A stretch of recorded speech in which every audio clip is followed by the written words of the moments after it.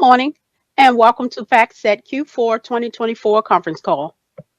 At this time, all participants are in a listen-only mode. After the speaker's presentation, there will be a question and answer session. To ask the question during the session, you will need to press star 11 on your telephone. You will then hear an automated message advising your hand is raised. To withdraw your question, please press star 11 again. I would now like to hand the conference over to Kate Kirby. You may begin. Thank you and good morning, everyone. Welcome to FactSet's fourth fiscal quarter 2024 earnings call. Before we begin, the slides we reference during this presentation can be found through the webcast on the Investor Relations section of our website at FactSet.com. A replay of today's call will be available on our website. After our prepared remarks, we will open the call to questions from investors. The call is scheduled to last for 1 hour. To be fair to everyone, please limit yourself to one question.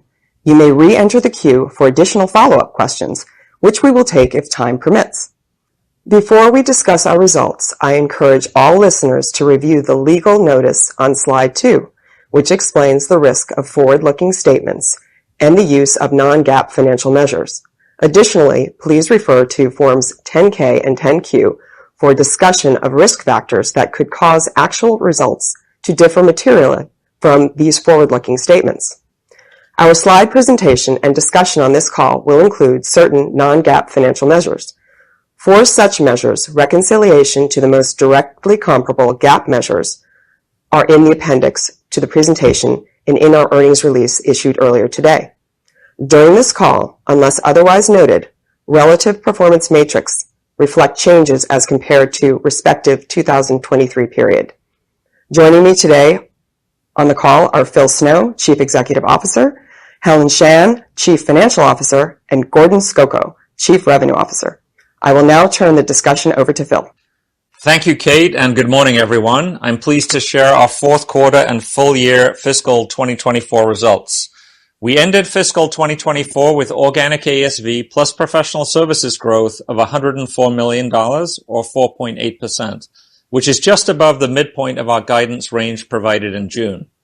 Annual revenue increased to $2.2 billion, adjusted operating margin to 37.8%, and adjusted EPS to $16.45, or 12.3% growth, all above the high end of our most recent guidance. Amidst the ongoing backdrop of macro uncertainty, we continue to see evidence of the green shoots we observed last quarter. This positive trend, paired with our solid execution, resulted in sales momentum on large deals as we closed out the year. While we remain cautious, I'm encouraged by the re-acceleration of our new business and growth to end the fiscal year. Turning now to our financial results. In the fourth quarter, we added $54 million of ASV, which was in line with what we delivered in Q4 last year. This was driven by several large multi-year renewals and seven-figure competitive displacements across multiple firm types. For our organic ASV performance by region, in the Americas, we had 6% growth, strength from strategic wins in wealth, and momentum from long-term renewals on the sell side were offset by softness on the buy side. In the EMEA region, growth decelerated to 2%. Gains from wealth were offset by headwinds to retention on the buy side across the region as market conditions continue to constrain the budgets of our mid to large-sized asset manager clients. In particular, 1/3 of the deceleration in the quarter was the result of a cancellation by one large buy-side client. In the Asia-Pacific region, we delivered growth of 7%. Wins across wealth with our analytics product suite and data solutions were offset by higher erosion from banking and asset management clients. Now looking at trends by firm types. Wealth management was the largest contributor to our ASV growth in fiscal 2024. Even with the one-time loss earlier in the year of a client insourcing one of our services. In the fourth quarter, we experienced strong demand and organic ASV growth accelerated to 12% for the year, led by multiple large enterprise deals and a long-term renewal. These large wins in the fourth quarter build on our competitive displacement of an incumbent at a marquee wirehouse client in the first quarter. In the fourth quarter, we secured a win against the same competitor in the Canadian market, where we now hold significant share with 3 of the region's top 5 wealth managers. Another notable advisor desktop win in Q4 was a significant displacement of a competitor where we are replacing a high number of high-end terminals at a leading private bank. In total, we added over 23,000 advisor desktops in fiscal 2024, representing over 30% growth in seat count to bring our total wealth users to north of 100,000. Our wealth workstation has proven to be a differentiator with clients seeking firm-wide enterprise deployments that improve productivity of their advisors, and we believe that FactSet is well positioned to continue our momentum in competitor displacements. As we broaden our offering for wealth managers, we are seeing early success in adjacent workflows. In the fourth quarter, we captured our first enterprise deal in the wealth middle office for performance and managed services. We also achieved a significant milestone in the first sale of our conversational API. This large deal powers a leading private wealth client through programmatic access to FactSet Mercury, our Gen AI-powered knowledge agent.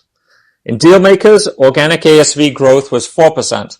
While headwinds impacted this segment earlier in the year, we observed a re-acceleration in Q4. This growth was driven by gains from a seven-figure competitive win in banking to displace our main competitor in the space, and several multi-year contract renewals and a modest uptick in seasonal hiring. Conversations with our clients indicate a cautious optimism for more normalized hiring in banking in the months to come. On the institutional buy side, we faced a backdrop of tighter budgets and vendor consolidation that led to an organic ASV growth rate of 3%. These headwinds persisted throughout the year and were most pronounced for asset managers, where higher erosion and a large asset manager cancellation put pressure on retention. While ongoing fee compression continues to be a challenge for the industry, FactSet is among the few players that clients can choose to partner with to help consolidate spend and lower total cost of operations. For partnerships and CGS, organic ASV growth was 6%. Softness from partnerships was offset by continued strong performance from CGS. In the fourth quarter, new business and renewal expansions added to growth, while a lack of large deals and a significant cancellation were headwinds. As we transition to fiscal 2025, we continue to execute against the strategic multi-year investment plan we outlined last quarter. There are three main pillars driving our focus. First, the continued data expansion to finish what we started. Over the past several years, we have executed the largest content expansion in FactSet's history, including deep sector, private markets, and real-time. These initiatives have added to the growing universe of proprietary connected data on our platform, which increasingly differentiates FactSet from our competition. Additionally, these data investments are not only helping us win on renewals, but also driving our success in many of our competitor displacements. The focus of our targeted investments in the upcoming year will be on bringing these offerings to maturity. Secondly, embed FactSet deeper into client workflows. Across each of the firm types we serve, there is continued runway for us to streamline and simplify our clients' workflows. For the institutional buy side, we are prioritizing investment in the front office where there is substantial opportunity to leverage our strongholds in portfolio performance, analytics, and risk to deliver differentiated value. With over 5.5 million institutional portfolios representing nearly $30 trillion of AUM flowing through our middle office systems each night, FactSet is in a privileged position to connect this holdings data with the portfolio workflows of front office users. In wealth management, we aim to capture further market share by building on FactSet's growing presence on advisor desktops to expand into adjacent workflows, such as prospecting and digital reporting. And finally, for deal makers, we continue to accelerate engagement with our banking clients to bring next-generation automation to their research, financial modeling, and pitch creation workflows. In addition to optimizing workflows to boost productivity for junior bankers, among whom FactSet has a strong and loyal following, we are also investing to expand on our technology-driven differentiation for senior professionals. The third pillar is accelerating innovation through generative AI. A fundamental element of our strategy is executing on our AI roadmap. Since announcing FactSet Mercury and our AI blueprint late last year, we have focused on integrating generative AI directly into our clients' workflows and enhancing their overall FactSet experience. There are early signs that FactSet's differentiated open ecosystem approach to GenAI is resonating, and our investments in this area are already paying off. Earlier this year, we launched multiple new GenAI-powered solutions, including Portfolio Commentary, Transcript Assistant, and Conversational API powered by Mercury, and we are seeing meaningful usage of each by clients, which is starting to drive incremental ASV and improve retention. I look forward to sharing more on our GenAI progress at our recently announced Investor Day on November 14th, including a number of exciting new AI products available in beta release through FactSet Explorer, our product preview program, which has now expanded to over 50 clients across banking, buy-side, and wealth. In addition to our own efforts, we are enabling third-party developers and technologists to build their own proprietary workflows on top of FactSet's data and technology. Through our AI Partner Program and GenAI data packages, we are providing programmatic access to our curated content and incubating an ecosystem of fintech firms who need data to fuel their solutions. In summary, I'm pleased with how our team closed out the year in a challenging market environment. In the face of industry headwinds, FactSet continues to be a trusted partner that clients can depend on to reduce their total cost of ownership. With our open platform, flexible approach, and history of innovation, we see tremendous opportunity in helping clients modernize away from incumbent processes to get out of legacy technology and data debt. We are well placed to meet this demand with our broad enterprise offering across data, workflow solutions, and services.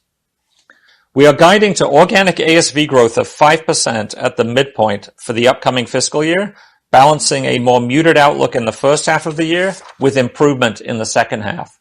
We're encouraged by the nascent market recovery and our solid execution this past quarter. This is positive momentum to build on, and I'm excited about our opportunity ahead. Over our 40-plus year history, FactSet has delivered a consistent track record of sustainable long-term growth. We remain committed to expense discipline and deploying capital responsibly to balance the trade-off between reinvesting to accelerate growth and expanding margins. I will now turn it over to Helen to discuss our fourth quarter and full year performance in more detail and take you through our fiscal 2025 guidance. Thank you, Phil, and hello to everyone. As highlighted in this morning's press release, the fourth quarter proved to be our highest in terms of ASV growth. In the fourth quarter, we added $53.5 million of organic ASV, in line with last year's results, bringing our annual total to $104.4 million, slightly above our June guidance midpoint. This result is a 4.8% year-over-year increase in organic ASV plus professional services. In fiscal 2024, we grew revenue 5.7% on an organic basis, extending our record to 44 consecutive years of top-line growth and showcasing our resilience during periods of market volatility. We improved adjusted margins and EPS, exceeding the top end of our most recent guidance, though GAAP margins and EPS was affected by a one-time item, which I will address later. First, our quarterly results. As we noted at the beginning of the call, reconciliation of our adjusted metrics to comparable GAAP figures is at the end of our press release. GAAP revenues increased 5% to $562 million, driven by sales in wealth, banking, asset managers, and asset owners. Organic revenues, excluding foreign exchange movements and any acquisitions and dispositions over the past 12 months, increased 5% to $563 million. For our geographic segments, organic revenues grew by 6% in the Americas, 3% in EMEA, and 6% in Asia Pacific. For the fourth quarter, GAAP operating expenses increased 3% year-over-year to $434 million, with lower compensation expenses primarily offset by a one-time $54 million charge related to a Massachusetts sales tax dispute, which we have disclosed in previous filings. We do not anticipate taking additional material charges with respect to this matter. On an adjusted basis, operating expenses grew 1%. Looking at each of our four major cost categories in turn, technology costs, our main expense driver, increased 20% year-over-year in the fourth quarter, mainly due to higher amortization of internal use software and increased investment in generative AI. For the year, Technology cost was about 9% of revenue. Conversely, employee expense decreased by 7% year over year in the fourth quarter, driven by lower compensation expenses due to earlier cost reduction efforts and a lower bonus accrual. For the year, our people expense was 39% of revenue, down 300 basis points from the prior year. We ended the year with a bonus pool of $86 million, 13% lower than last year. And as a reminder, 69% of our employees are located in our centers of excellence. Third-party content costs rose by 15% year over year in the quarter due to changes in the timing of variable fees and remained at 5% of revenues. Real estate and related expenses decreased 9% year over year in the quarter due to office space optimization. For the year, these expenses declined to 3% of revenues, 50 basis points lower than the prior year. Our deliberate expense management is positioning FactSet for future growth by allowing us to self-fund additional investments in technology and strategic initiatives in fiscal year 2025. As compared to the previous year, Q4 GAAP operating margin increased by approximately 110 basis points to 22.7% from reduced employee compensation costs and revenue growth, offset partly by a Massachusetts sales tax charge. Adjusted operating margin improved by 240 basis points to 35.8% from lower bonus accrual and salaries, partially offset by higher technology costs. A detailed expense walk from revenue to adjusted operating income is in the appendix of today's earnings presentation. Cost of services as a percentage of revenue declined 330 basis points year over year on a GAAP basis, primarily due to lower compensation expense, partially offset by increased intangible amortization. Adjusted cost of services was lower by approximately 40 basis points. And in the fourth quarter, SG&A as a percentage of revenue was 620 basis points higher year over year on a GAAP basis, primarily due to a $54 million Massachusetts sales tax charge. Adjusted SG&A was approximately 200 basis points lower, primarily due to lower compensation expense. Turning to taxes, our effective tax rate for the fourth quarter was 23.6%, down from approximately 39% in the fourth quarter of fiscal 2023. This decrease was primarily due to the inclusion of a prior year tax adjustment. Our GAAP EPS increased 38.1% to $2.32 this quarter versus $1.68 in the prior year period. This was due to a decrease in employee compensation costs and an increase in revenues, partially offset by charges related to a Massachusetts sales tax dispute. Adjusted EPS rose by 23.8% to $3.74 from revenue growth, margin expansion, and a lower tax rate. Free cash flow, which we define as cash generated from operations less capital spending, was $137 million for the quarter, a decrease of 12% over the same period last year. The drivers are lower net cash from operating activities and increased capital expenditures. Fiscal 2024 free cash flow was $615 million, an increase of 5% over the prior year. Demand for our solutions remains steady, with a fourth quarter ASV retention rate of over 95% and a client retention at 90%. Through the fiscal year, we expanded our client base to over 8,200, adding 296 new logos. Concurrently, our user count increased 14%, adding over 26,000 to our total, driven primarily by wealth and deal makers. On capital return for the quarter, we repurchased 153,650 shares for approximately $63 million at an average share price of $412.09. For fiscal 2024, we bought back a total of 537,800 shares for approximately $235 million at an average price of $437.40. On September 17, 2024, the Board of Directors of FactSet approved a new share repurchase authorization for up to $300 million. We paid a quarterly dividend of $1.04 per share today to holders of record as of August 30, 2024. As a reminder, we increased our dividend by 6% in the third quarter, marking the 25th consecutive year of dividend increases. We remain committed to returning long-term value to our shareholders.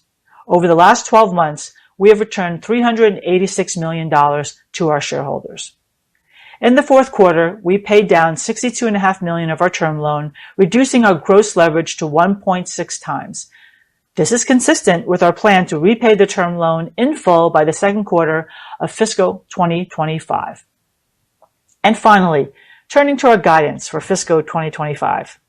As Phil mentioned earlier, we anticipate growth accelerating as the year progresses, the next 6 months aligning with current conditions and the balance of the fiscal year improving from more favorable financial markets, execution on several long-standing large opportunities, and new demand for our GenAI products and enterprise solutions.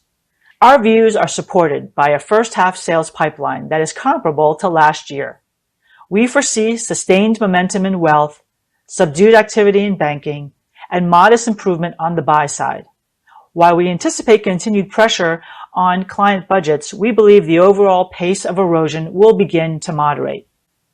Given these expectations, we are guiding to incremental organic ASV growth of $90 to $140 million, reflecting a 5% growth rate at the midpoint of our range. We expect adjusted operating margin of 36 to 37%. This range includes higher technology and content costs, the reset of the bonus pool, and targeted investments in banking and buy-side workflows, offset by lower controllable costs such as professional services. We are committed to maintaining expense discipline while also investing strategically to increase revenue and ensure earnings growth. Finally, adjusted EPS is expected to be in the range of $16.80 to $17.40. With respect to additional modeling assumptions for fiscal 2025, we expect interest expense to be between $44 to $48 million, and we expect capital expenditures to be in the range of $95 to $105 million. We remain positive about growth opportunities, particularly in wealth and buy-side solutions. By executing our generative AI roadmap, expanding connected content, and integrating FactSet further into our clients' workflows, we aim to increase market share and enhance client retention. We are committed to supporting our teams with the tools and knowledge they need to ensure we remain the partner of choice. We are now ready for your questions. Operator? Thank you. Ladies and gentlemen, as a reminder to ask the question, please press star 11 on your telephone and wait for your name to be announced. To withdraw your question, please press star 11 again. We ask that you limit yourself to one question only. Please stand by while we compile the Q&A roster.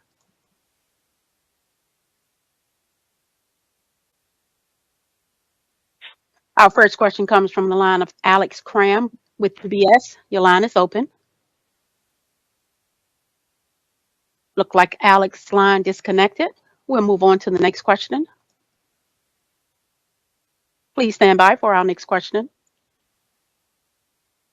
Our next question comes from the line of Toni Kaplan with Morgan Stanley. Your line is open. Thank you so much. I think this question is for both maybe Phil and Helen. You've had a very significant period of margin expansion since 2021. When we look forward, just given the balancing act that you mentioned of investment versus margin, should we view 25 as representative of a normal year, or how should we be thinking about margins over the long term? Thank you so much. Tony, I'll start, and I think Helen will have quite a bit to unpack there. I say this is probably a bit of a reset year. We've obviously expanded margins significantly. As you mentioned, I think the CUSIP acquisition obviously was a tailwind for us there. But we have ended up, I believe, beyond what we set out at the previous Investor Day, which was a little over 2 years ago. So, we do believe we're investing well. We've had some long-standing programs that are fully funded, and through our own efforts of sort of being more efficient and self-funding, we feel we're in a great position to continue to invest. But Helen, why don't you provide a little bit more detail, please? Yeah, no, happy to do that. Thanks, Tony. So we took expense actions in 2024 to really help expand margin in what was a challenging top-line environment. And And quite frankly, as Phil said, we are higher than what we had originally aimed for in our medium-term outlook, which was 35 to 36. We've also worked to reduce spend in absolute terms in targeted areas like real estate, and we've managed down variable expenses when needed, like on incentive compensation. So I think when you think about the difference of margin between the midpoint of 25 and where we ended 24, about half of that is attributable to resetting the bonus level because it's meant to be reset for for the new year. And the balance is really to help cover technology costs. And so I would look at this as a more normalized level. Now we are doing a fair amount of investing as well. And all of that, as I mentioned in the script, is very much self-funded. So that's already in the rate that we're giving in our guidance. Thanks so much. You're welcome. Thank you. Please stand by for our next question. Our next question comes from the line of Ashish Sabadra with RBC. Your line is open. Thanks for taking my question. I wanted to follow up on the prepared remarks about improvement in the second half or the growth accelerating as the year progresses. Despite that second half 25 progress, the 2025 ASV guide implies no improvement compared to like 2024, despite potentially better macro with Fed cutting rates. So I just wanted to understand what's your macro and pricing assumptions baked into the guidance. Thanks. Well, I'll start. Thanks, Ashish. Appreciate the question. We do see, out for the next few months, the continuation of some of the headwinds we've experienced, frankly, for the last 2 years.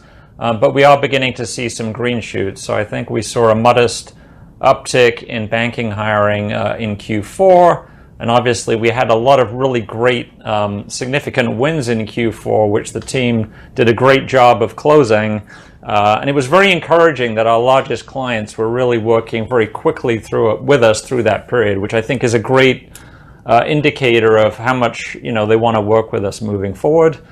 And as you know, FactSet traditionally has been a tale of two halves. We typically have a much larger second half than first half. So I think we think that's sort of the best balance. We do think that once we get through the end of the calendar year, clients will have had a chance to reset their budgets. And I would think, most of the uncertainty that's been out there in the market will be behind us. So that's quite a bit of our thinking. And I don't know, Goran or Helen, if you wanted to add on to that. The only thing I would add to what Phil said is that, I think we have a good product pipeline, and I think we had recent product launches that will contribute to acceleration in the second half. We had some sales of those products in the fourth quarter, which further, proved that point. But really are hoping to build a pipeline in the first half and realize sales in the second half. So we do expect a better second half in 2025 as we usually have. Thank you. Please stand by for our next question. Our next question comes from the line of Alex Kramm with UBS. Your line is open. All right. Seems like I pressed the right button this time. Hello. I guess just very quickly on the buy side, maybe you can flush out your comments a little bit more. One, you mentioned a large asset management cancel this quarter. Can you maybe give a little bit more background? It seems like in asset management, you usually have a very sticky offering and not a lot of competitive threats. So just wondering what's going on there. And then overall, the asset management environment looks like headcount reductions or hiring is stabilizing. So are you seeing some of that already, or is it still too early to kind of get more positive on that end market? Thank you. Thanks, Alex. Let me address the first part, which was that cancel. Yeah, every now and then, obviously, we're going to face a large cancel. And I think this one was probably just due to a firm needing to consolidate and being under cost pressure. But maybe what I'll do is just give you a little bit more data than we have in the past on our top 10 versus bottom 10 wins for the year.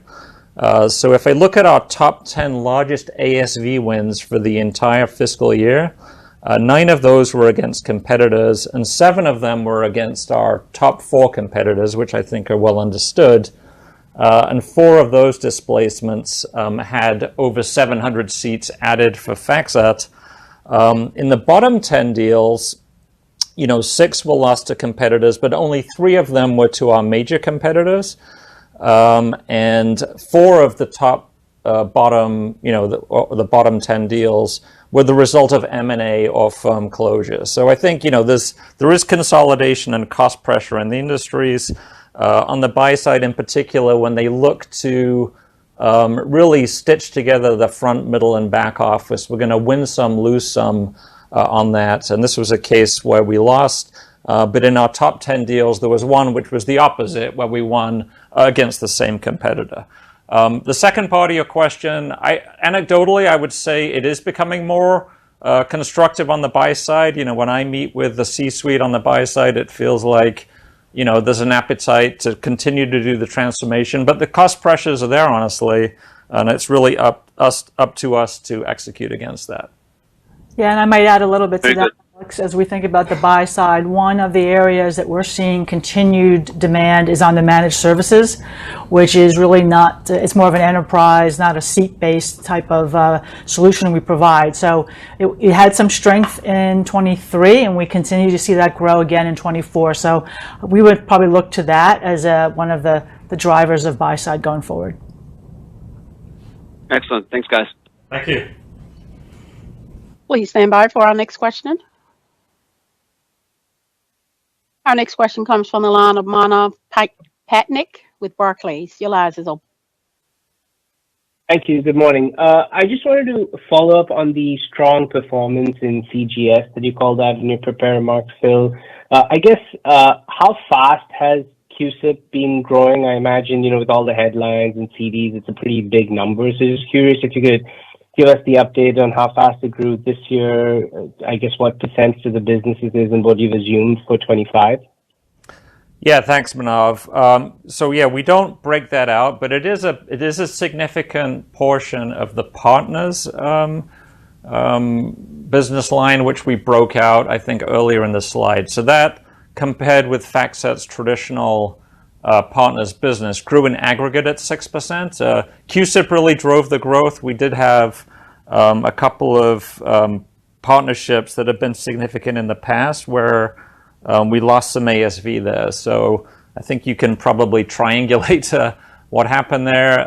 The CUSIP team did a great job this year executing, and I'm really encouraged by the pace of new development there in terms of their thinking. So I guess, maybe we can talk a bit more about that later, but that's about all we can talk about right now.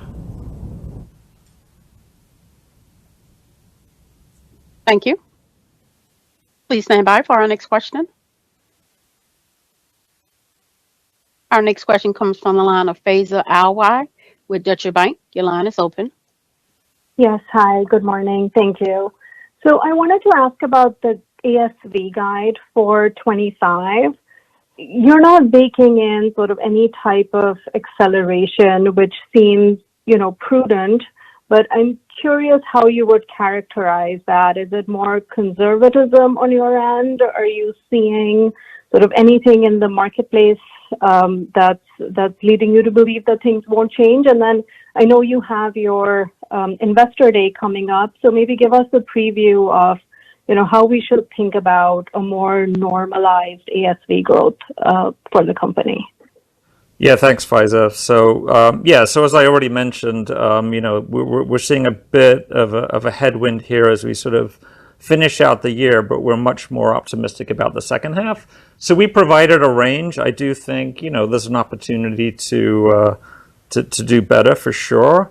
I'm really encouraged by, what we're seeing on the generative AI front. So that's a bit of a wild card that we're beginning to monetize that, and we have a great pipeline. So if that begins to come in or, accumulate at a faster rate, I do think that would be encouraging. Someone mentioned hiring. Historically we have been very highly correlated to hiring on the buy side and the sell side. I think if sell side hiring goes up faster than we've anticipated, and we have been pretty conservative there on the sell side, I think that could certainly be a tailwind for us in this year. But do remember that, particularly for some of these larger deals, it's a pretty long sales cycle as we go at the enterprise level now. And I think at Investor Day, we'll be sharing more. We can't say too much now. But what I do want to stress is the team is most focused on the top line, right? So that's what we want to do. We're not happy growing at 5%. We want to grow faster, and that's going to be our main focus and what we'll talk more about at Investor Day. Thank you. Thank you. Please stand by for our next question. Our next question comes from the line of Kelsey Zhu with Autonomous. Your line is open. Hi, good morning. Thanks for taking my question. So you previously talked about Gen AI kind of expected to start delivering incremental ASV in FY25. I'm assuming that's already included in the 4 to 6% ASV growth guidance. But just curious, have you sized the impact of Gen AI investments for both ASV and expense outlook for the next few years? Sure. Why don't I take a shot at that one? Thanks, Kelsey. So when we think about the impact that Gen AI may have, that's why, as Phil mentioned, we're looking more at the back half of the year. So that's when a lot of our new solutions that are powered by Gen AI will come out in the first half, so that we'll be able to have a better perspective of that. It is baked in to our guidance range, and that's why we're talking about it being the first half more in current conditions and the second half boosted by what we hope will be stronger capital markets activity and demand for the new products as well as enterprise. And ideally, as we talked about some of the green shoots, a reduced erosion. So as when I think about how much that's baked in there, we'll see somewhere between maybe 30 to 50 basis points is where we might see that come through. As it relates to the expense side, I think right now, when I look at the total amount of investments that we're making, I would call it about 50 plus basis points are also attributed to Gen AI, both what we've been investing in and what we're going to continue to invest in into the 2025. Thanks a lot. You're welcome. Thank you. Please stand by for our next question. Our next question comes from the line of Surinder Thind with Jefferies. Your line is open. Thank you. With respect to the ASV guide, how should we think about the current pricing environment and what's built into the guide?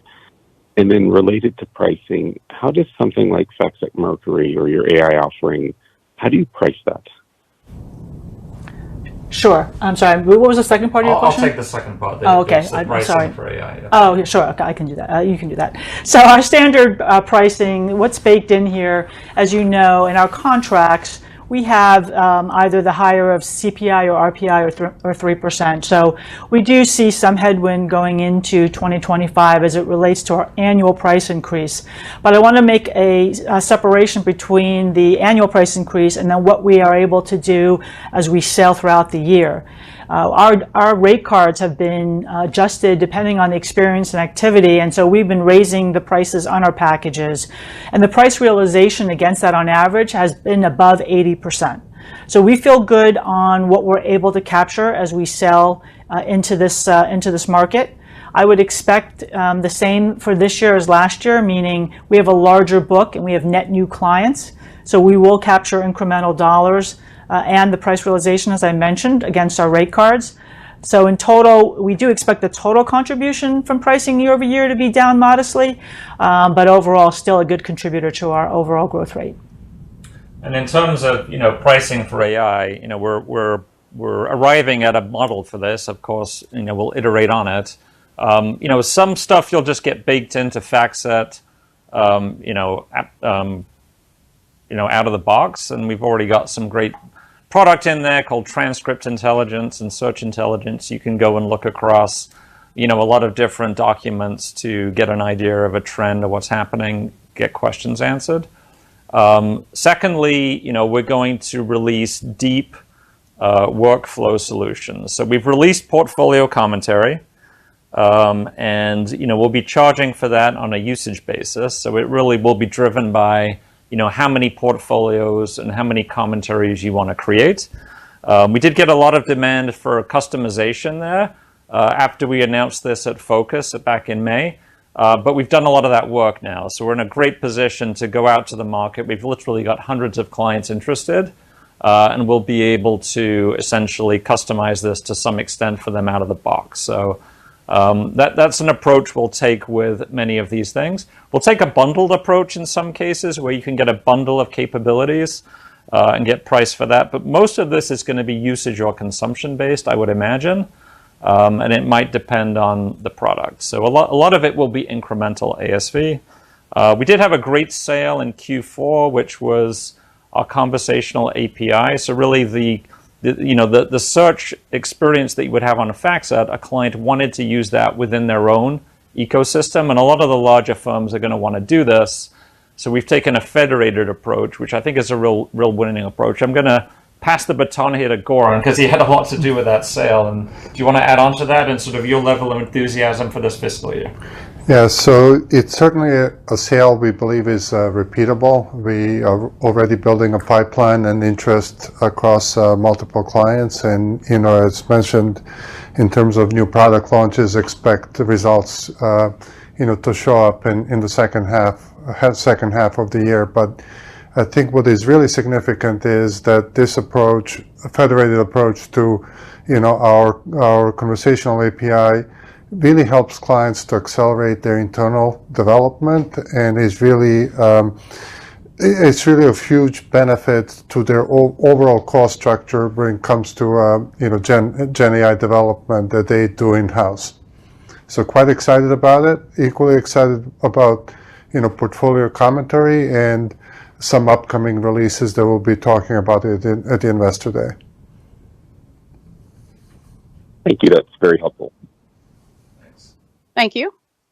Please stand by for our next question. Our next question comes from the line of George Tung with Goldman Sachs. Your line is open. Hi, thanks. Good morning. Your fiscal 2025 revenue growth guide of just over 4% is a deceleration from about 5.5% growth in fiscal 2024, even though ASV growth in fiscal 4Q benefited from several large wins that should ramp into next year. Can you help bridge the gap and discuss what may be dampening revenue performance next year compared to fiscal 24? Hi, George. I'll take that one. So as you know, the nature of our business, it is a recurring revenue business. So when the ASV goes in is how you get to recognize it. So a stronger Q4 is certainly helpful, but then you are carrying the last 3 quarters, which were, as you know, lower. So revenue is a lag to ASV growth, and you'll see that over the period of time. If you look back at the last 10 years, that's the way that it works. So that's the delta between the two.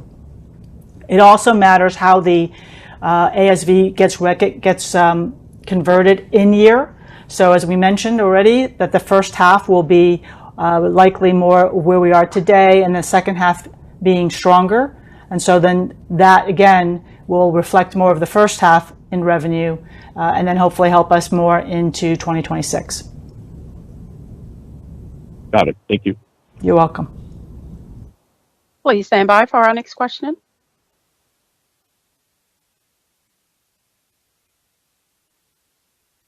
Our next question comes from the line of Andrew Nicholas with William Blair. Your line is open.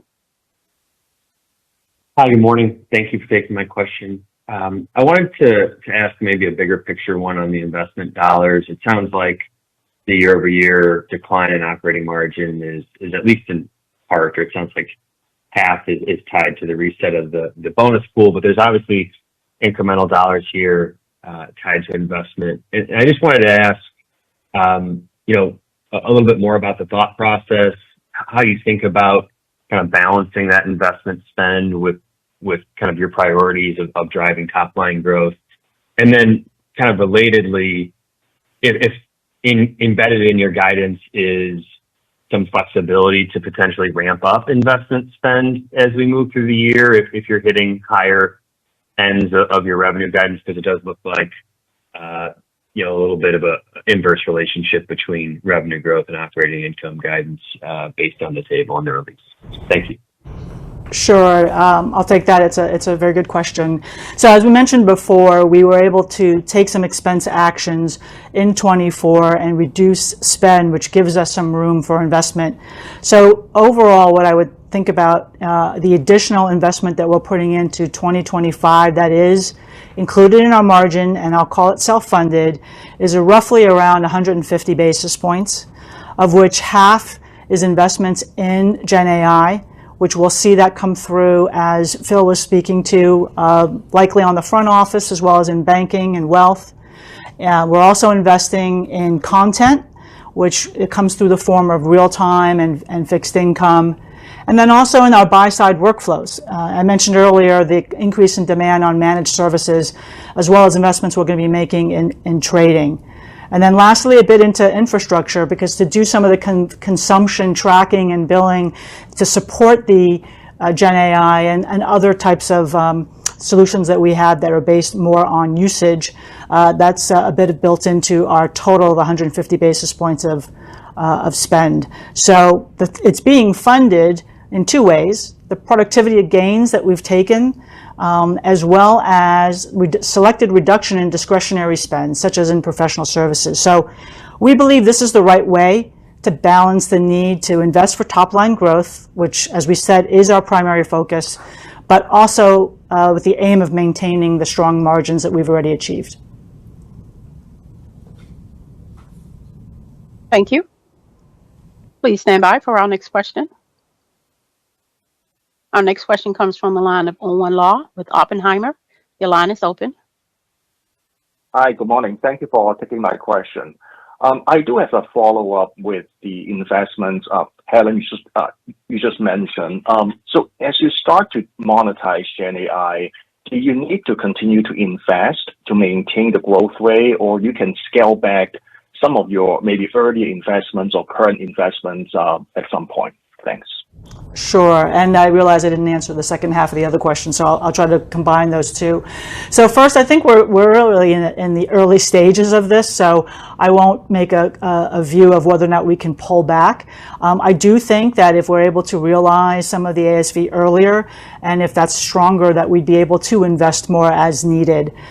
So right now, I think what we're looking really is to continue, as long as we can get the returns higher than our cost, we will look to continue to invest, Owen. And as I said, it won't just be in Gen AI. It'll continue to also be in content, as well as into the workflows themselves. All right. Thanks a lot. Thank you. Great. Please stand by for our next question. Our next question comes from the line of Jeff Silber with BMO Capital Markets. Your line is open. Thanks so much. Earlier, you referred to some of the wins you had in your top 10 customers. I think you said there were 9 that you took share from your competitors.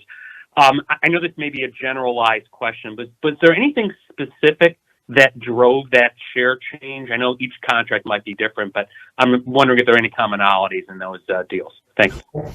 Yeah, thank you for the question. So, I mean, one trend that I would like to highlight is, you know, we're just doing a lot more at the enterprise level with our clients now. And I think Goran has led, you know, a lot of these key wins by selling into the C-suite and driving home some new solutions that are repeatable. So we had that amazing win in Q4 at a client where we're doing sort of middle office performance for wealth.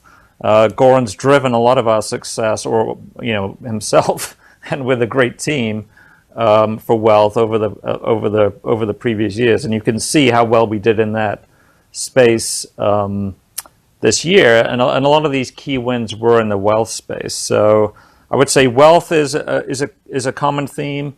Enterprise level is a common theme. The fact that I think our clients are sort of excited about consuming value in lots of different ways from us is a theme. And then we've just got an amazing desktop product. I mean, we continue to grow that. We had a great win in banking, and we just go from strength to strength in banking. And a lot of that's been driven by, you know, the investment in deep sector and private markets, but just the work the team continues to do around, you know, the efficiency for bankers. And that's, I think we're going to see a step change in that once we release some of these Gen AI products. Just to add to what Phil said, in addition to the top-down selling, I think our ability to compete for that higher-end terminal, especially in the wealth management, has really improved this year as we have added fixed income content and other capabilities. So, we're encouraged that will drive future growth. One of the most encouraging signs about the wins that we've had is that we're expanding into additional workflows and diversifying our sources of ASV. Phil already mentioned expansion into performance reporting at a large client, but we have also seen a very significant win again in wealth management on in terms of expanding into portfolio-related workflows. So that is something we will be building on in 2025 and going forward. So these wins Phil is highlighting are really important to us. Thank you. Please stand by for our next question. Our next question comes from the line of Jason Haas with Wells Fargo. Your line is open. Hey, good morning, and thanks for taking my question. I'm curious if you could comment a little bit more on what you're seeing in regards to the competitive environment. It sounds like you're winning your fair share out there, but I'm curious if, given it's still a tough backdrop, if you're seeing any level of aggressive pricing from some of your competitors. Thanks.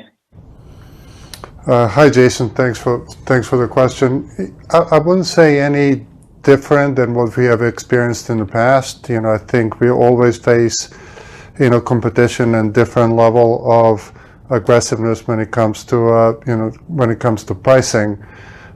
So we are always keeping an eye out on the competition and exactly how we perform in terms of wins and losses. I do not think that much has changed competitively. There is certainly increased focus by some of the competitors on some of the segments that we do really well in, but we do not see that anything has significantly changed. I'll add a little bit to that. And, it is as Goran said, a competitive environment. So we're being smart about this. So for example, in new business, we will at times, given that there's switching costs, but to get the competitive displacement, we'll go in and be as competitive as possible. Now, that being said, we've selectively used that pricing to also lock into longer term contracts as well. And as Goran said, we've seen some good success there in wealth and banking and in corporates. So I think we're just being smart in how we're using price to be able to win market share. Thank you. Please stand by for our next question. Our next question comes from the line of Craig Huber with Huber Research Partners. Your line is open. Yes, hi. Thank you. I got a question here. Love to hear, how are your hedge fund clients doing in that market, and also when you sell into corporates? How's that going for you right now? Is it getting better, worse, or about the same? So I'll take a shot at that one. I would say that it is about the same. It depends. We see a fair amount of churn on the hedge fund side, Craig. So we'll see ones that go down and then they'll come pick back up. So our goal there is if they reconstitute themselves and come back as a new hedge fund, that we catch them on the new business front, which we've seen a fair amount of. Interestingly, we've had good activity from the hedge fund community out in Asia. In particular, in the Singapore arena. So we're seeing what is relatively new growth out there, but the hedge funds have done well. Corporates, we have a great partnership with a company called Irwin that we also do a lot of business with, and we've seen that uptick this year as well. There's a lot of churn, and our new logos, which we talked about in our call, does come a lot from corporates. Great, thank you. Thank you. Please stand by for our next question.